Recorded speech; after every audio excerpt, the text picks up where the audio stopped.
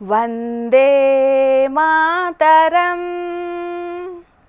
వందే మాతరం సుజలాం సుఫలాం మలయజ శీతలాం సస్యశ్యామలాం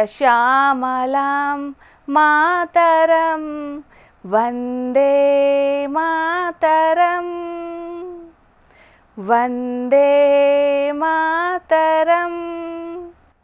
ఇగో ఇయాల బళ్ళు కాలేజీలే కాదు ఎక్కడ చూసినా వందే మాతరం వాడుకుంటూనే కనబడ్డారు చాలా మంది. మరిగా ముచ్చట్ల మీద కూడా నజరేయాలి కదా, చలో పాండ్రి మరి.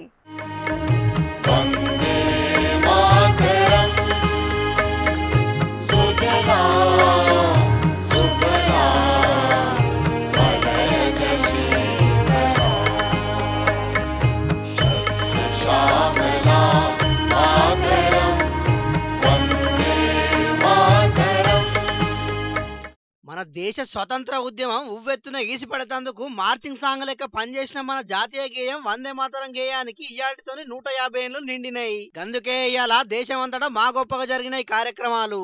ఇయాల దేశ రాజధాని ఢిల్లీలో ఉన్న ఇందిరాగాంధీ ఇండోర్ స్టేడియంలో వందే మాతరం స్మారక కార్యక్రమాన్ని ప్రధాని మోడీ సారు షాల్ చేసిండు. ఈ ఉత్సవాలను ఏడాది పొడుగుతో చేసేందుకు అన్ని తీర్ల ఏర్పాట్లు చేస్తున్నది సెంటర్ సర్కారు. ఇక 150 ఏళ్లు గడిచినాయి కాబట్టి ఎప్పటికీ యాదిగుండేటట్టు ఒక తపాలా బిల్ల నాణ్యం కూడా ఇలా ఆవిష్కరించిండు. అటెంక మాట్లాడిన మోడీ సారు వందే మాతరం అనేది కేవలం ఒక పదం కాదు, అది ఒక సంకల్పం అని అన్నాడు. జాతీయ గీతం మన ఆత్మవిశ్వాసాన్ని పెంచుతుంది, భవిష్యత్తుకు ధైర్యాన్ని కూడా ఇస్తుందని చెప్పుకొచ్చిండు.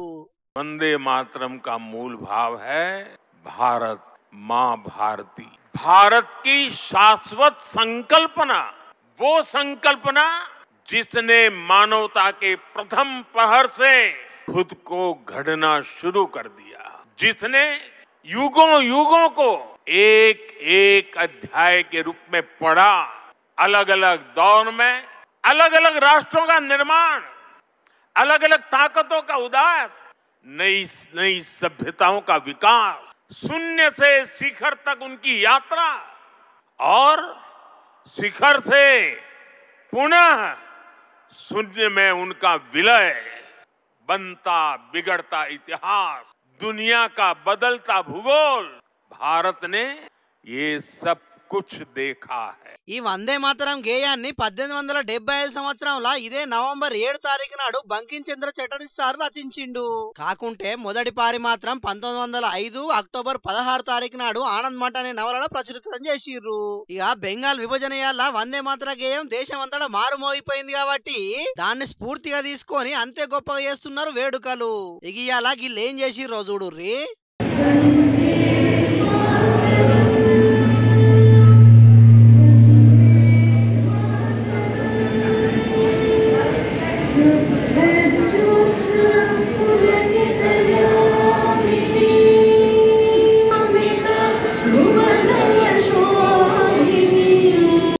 శ్రీకాంత్ సుభాషిణి అనే గిల్లు లగ్గమైనాక వచ్చిన చుట్టాలతో కలిసి వందే మాతర గేయం ఆలపించి వాళ్ళ లోపటున్న దేశభక్తిని చూయించుకున్నారు. ఇల్లే కాదు, మూలుగు జిల్లా మంగపేట మండలం కమలాపూర్ ఊళ్ళుండే మునిగాల రాకేష్ అనే తమ్ముడు కూడా హల్దీ కార్యక్రమం యాల చుట్టాలతో కలిసి వందే మాతర గేయం ఆలపించిండు. వందే మాతరం సుజలాం సుఫలాం మలయజ శీతలాం సస్యశ్యామలాం మాతరం వందే మాతరం.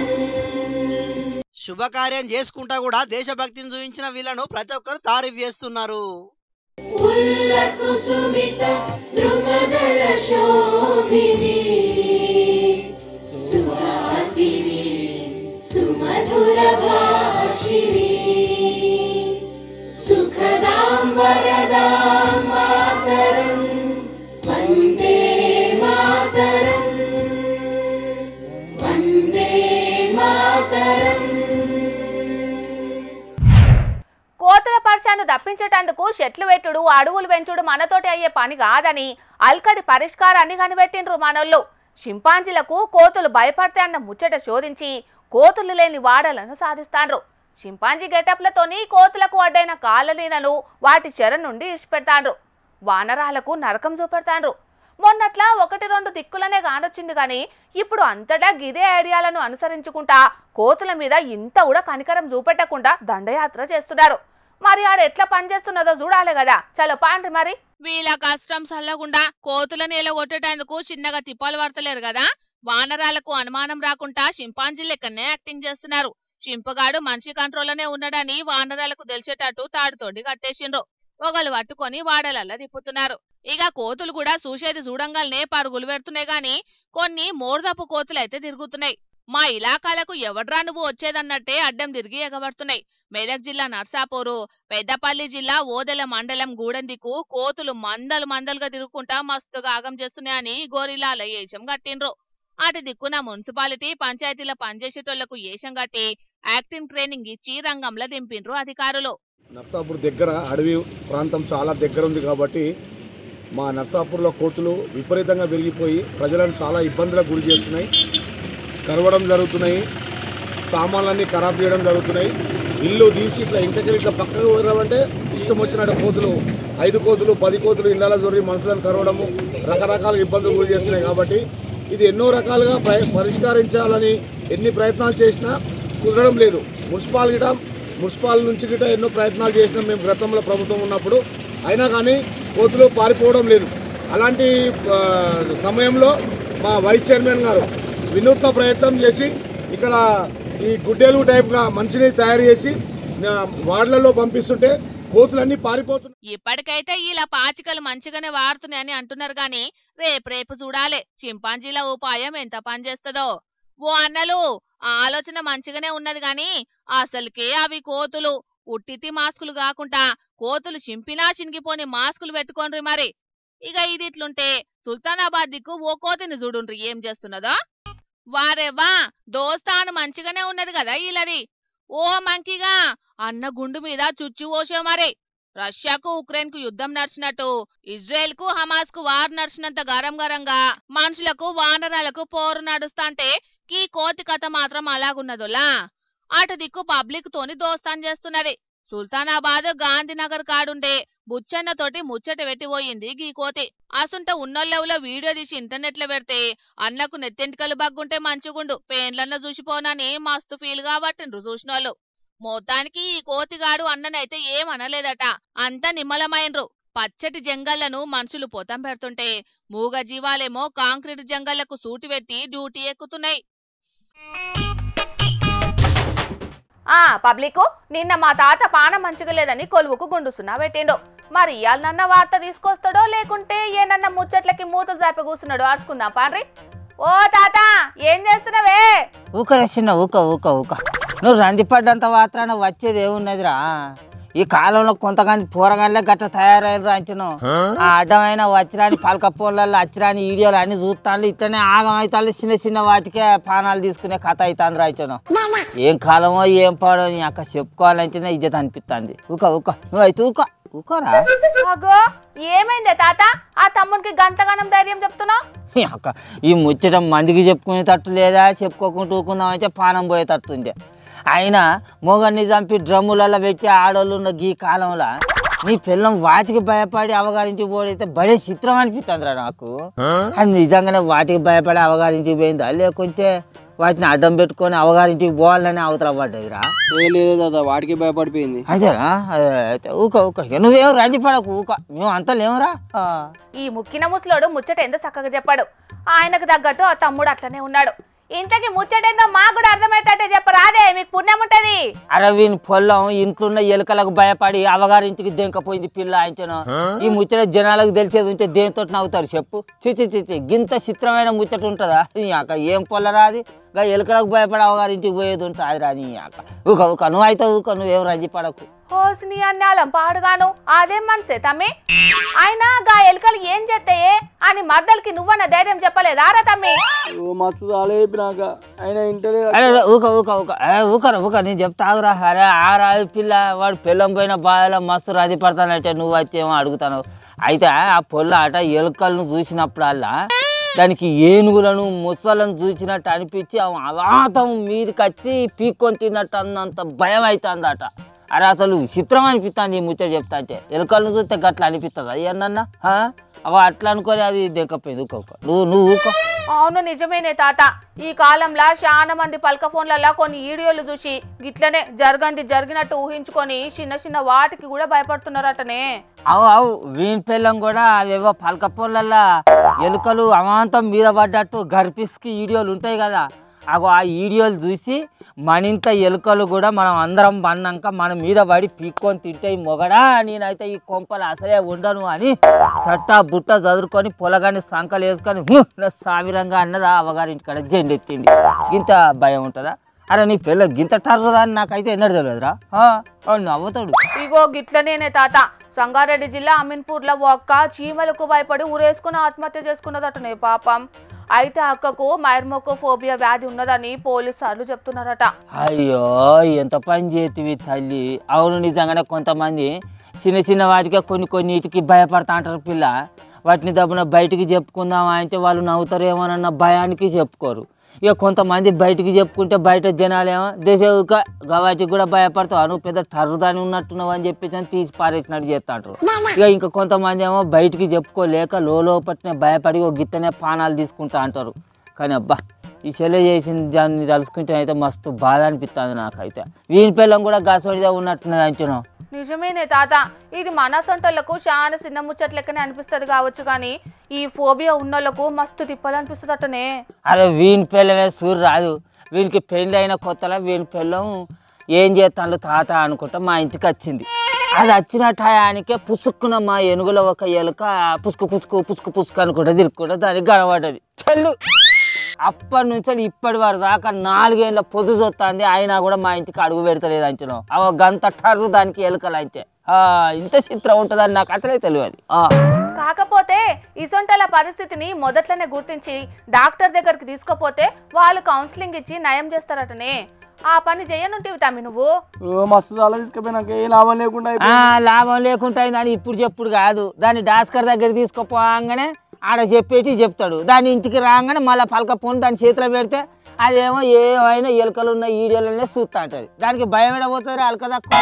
ఆయన నిజంగానే పిల్ల అంతేందుకు నిన్న మొన్న వచ్చిన పండుగ ఏంటిది రాదు కార్తీక పౌర్ణమి నాడు వాడెవడో ఇగో దీపాలు ఇట్ట పెడితే పుణ్యం వస్తుందని వాడొకటి చెప్పబట్టి, ఇగో ఇసొచ్చి దీపాలు వెలిగిస్తేనే ధనరాశులు బగ్గత్తాయని వీడియో కూడా చెప్పబట్టి, ఆ వీడియోలు చూసి నా ముసలిది తీరు ఇద్దరు పడుకుంటే తీరు దీపాలు వెలిగించే ప్రయత్నం చేసి నెచ్చుకంటే కవరించుకున్నది అంటున్నాం.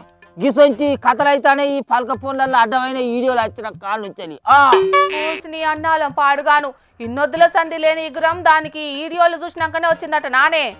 ఇంకా గవే నానే తల్లి. ఇగో గిసొంటి తిండి తింటే మంచిగా ఉంటుందట, అగో గసొంటి తిండి తింటేనే పానం అలకగా అవుతుందట అని లేని కషాయాలు చేసి నాకు పోచింది ముసలి ఆ యూట్యూబ్లో వీడియోలు చూసి. అవి ఆయన కాళ్ళ నుంచి 4 రోజులు వశం కాకుండా బయటకు పెట్టిందే. నాకు ఎవరికి చెప్పుకోను. డాక్టర్ దగ్గరికి పోతే ఆయన మాత్రం రాసినాక మళ్ళీ తక్కువ అయింది. అగో గిసొంటి ఈ కంత తెలియనోడు కూడా శాతాలంత పాఠాలు చెప్తాడు యూట్యూబ్లలో బళ్ళు తెరిచి. ఇక గిసొంటి అడ్డమైన వీడియోలు వచ్చినాక జనాలు ఆగంగా మంచి ఎందుకు గారు చెప్పు. రోజు రోజుకి ఇసొంటి యూట్యూబ్ భాగవతాలు బాగా అవుతున్నాయి తాత. అవి చూసి జనాలు కూడా బాగానే ఆగమవుతున్నారు. ఒకడేమో అసలు బువ్వే తినద్దు పచ్చి కూరగాయలే తినాలంటాడు, ఇంకోడేమో కోడిగుడ్డు తినే బావులు పచ్చిగడ్డి మేచింది మేలు అంటాడు, ఇంకోడేమో పచ్చి పులుసు తినద్దు అంటాడు, ముక్క కూర వద్దు అంటాడు, పాలు తాగద్దు అంటాడు, పెరుగు తాగద్దు అని అంటాడు. ఏం తినకుండా మరిగా మనిషి ఏం తిని బతకాలే చెప్పు. అరే తెలిసినోడు తెలియనోడు రానోడు వచ్చినోడు అందరు ఏది పడితే అదే ఇరోటోళ్ళు ఉన్నారు కదా అని యూట్యూబ్లు పెట్టుడు ముచ్చట్లు చెప్పుడు. ఇదేనా పద్ధతి? అవి చూసి జనాలు ఆగమవుడు. ఏమంటావురా? వాళ్ళదేమో నా పిల్లల సంగతి ఏంది దాదా? నీ పిల్లల సంగతి ఏమి లేదు. ముందుగా నీ ఇంట్లో ఎలుకలను లేకుండా చేసుకో. అరే అది ఇల్లా లేకుంటే మున్సిపాలిటీ చెత్త కుప్పరా? ఏడ చూడు చెత్తే ఉంటాదిరా. ఓ చీపురు గట్ట అందుకొని మొత్తం లేకుండా ఊడ్చుకొని సాఫ్ చేసుకోవాలి కదా కూడా. ఆ సోయి నా పిల్లనుకున్నా దాని మరి ఆ సోయి పిల్లనుకున్నా దాని అంటే దానికి ఎలుకను చూస్తేనే టర్రు అనబట్టే. ఏడ ఏ చెత్త ముట్టుకుంటే ఏడ ఏం చేస్తే ఆ ఎలుకచ్చి మీద వాడి పీక్కొని తింటుందని దాని అదురు దానికే ఉంటే నువ్వు సాఫ్ చేసుకోవా? ముందుగా దానికి ఎలుకలంటే భయం లేకుండా ఆ డాక్టర్ దగ్గర తీసుకుపోయి డాక్టర్కి చూపించి మందులు రాయించి డాక్టర్ తోటి దానికి ధైర్యం చెప్పిద్దాం. అటే ఇంకా ఇంటికి వచ్చినాక మనం కూడా ధైర్యం చెప్పాలి. సరేనా పాప? ఇక ఆ డాక్టర్కి చూపించప్ప. చూసిన రానోళ్ళ పెళ్ళం చేయంగా ఆ తమ్ముని గోస ఎట్లున్నదో. ఆయన ఈ తమ్ముని ఇంటామె ఒకటే కాదు, ఈ నడుమ చాలా మంది కూడా గిట్లనే లేనిపోని అన్ని చూసి లేని భయాన్ని పెంచుకుంటున్నారు. ఆఖరికి కొందరు జీవి కూడా తీసుకుంటున్నారు.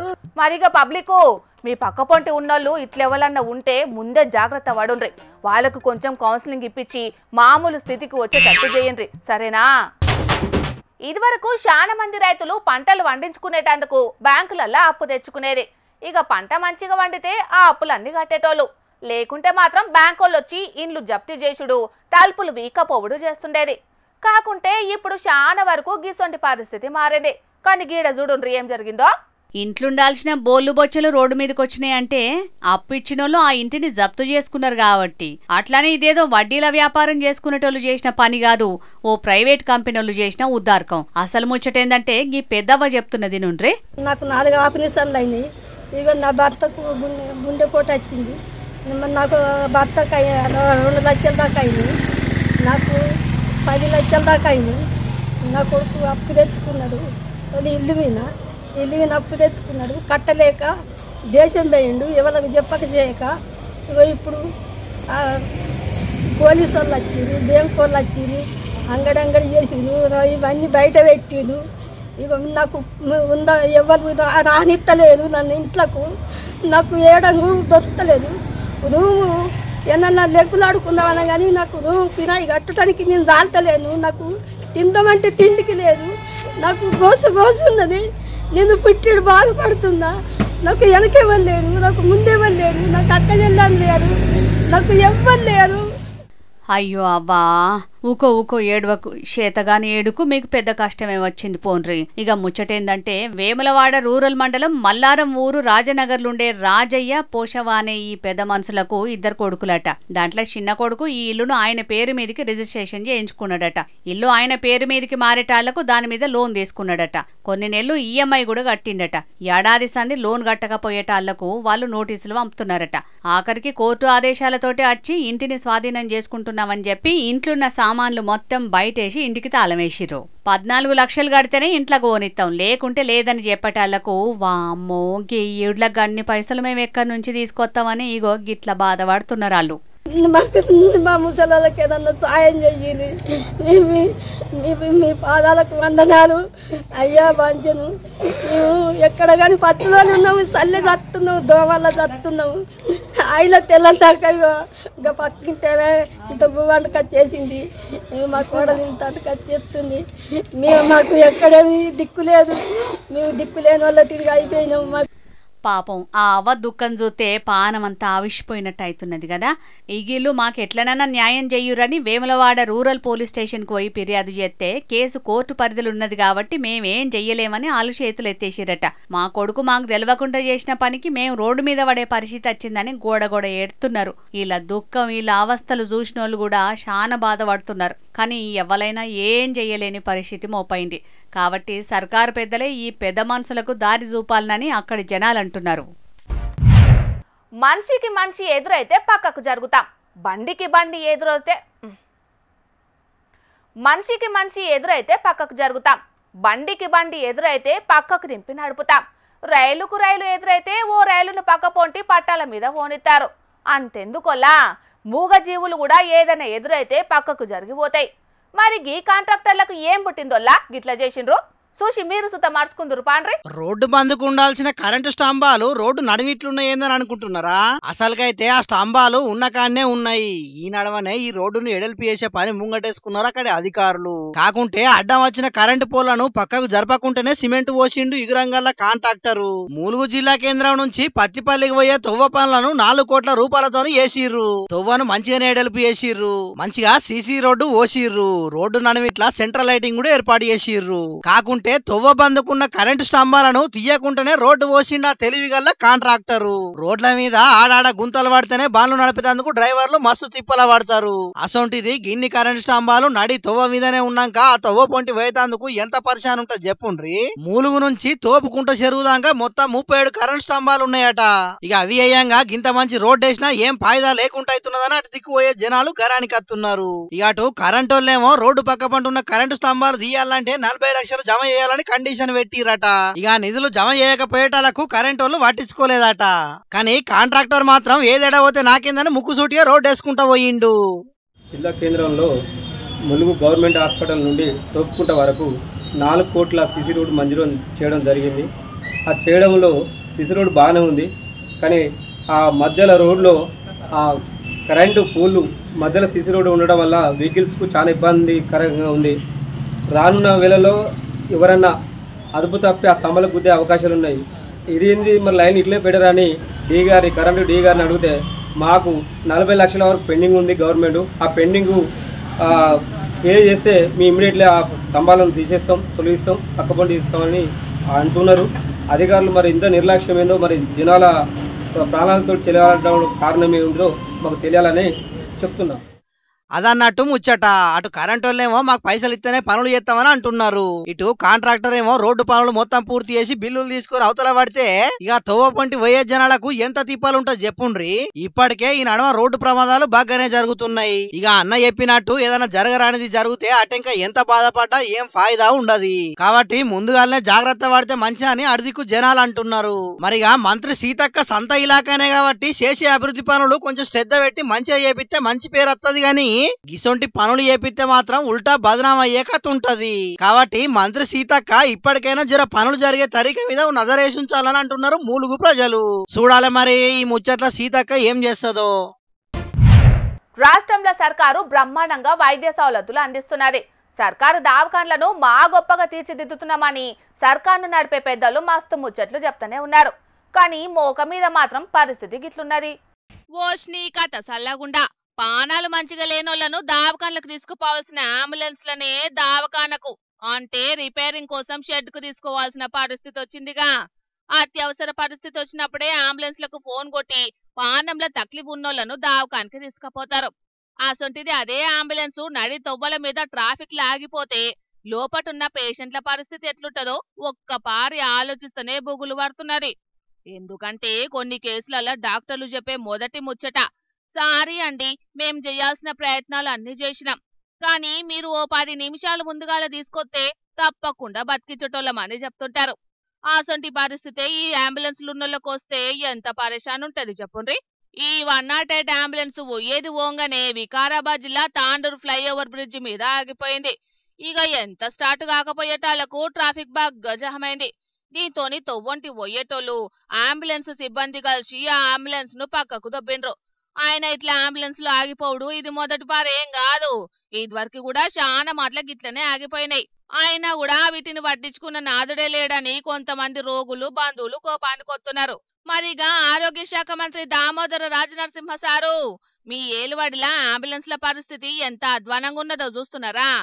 మొన్నటికి మొన్న చేవెళ్ల కాడ జరిగిన బస్సు ప్రమాదంలా జీవిడ్చినోళ్లను సర్కారు దావఖానకు తీసుకుపోయేటందుకు అంబులెన్సులు లేక టోయింగ్ వాహనంలా శవాలను కుప్పల్లెక్కనే వేసుకొని పోయినరు. కాబట్టి ఇప్పటికైనా అంబులెన్స్ల పనితీరు మీద జర శ్రద్ధ పెట్టుండ్రని పబ్లిక్ డిమాండ్ చేస్తున్నారు. చూడాలి మరి సర్కారు వైద్య ఆరోగ్య శాఖ మీద ఏ పాటి శ్రద్ధ పెడతదో. ఇక తెచ్చిన వార్తలన్నీ అయిపోయినాయి. ఇవుల్లా ఇయాల్టి జోర్దార్ వార్తలు. మళ్ళొచ్చే జోర్దార్లా మళ్ళా కలుద్దాం. అప్పటిదాకా చూస్తూనే ఉండుండ్రి హెచ్ఎం టీవీ. అట్లనే ఇంకిన్ని మంచి మంచి వార్తల కోసం హెచ్ఎం టీవీ యూట్యూబ్ ఛానల్ని సబ్స్క్రైబ్ చేసుకోండి.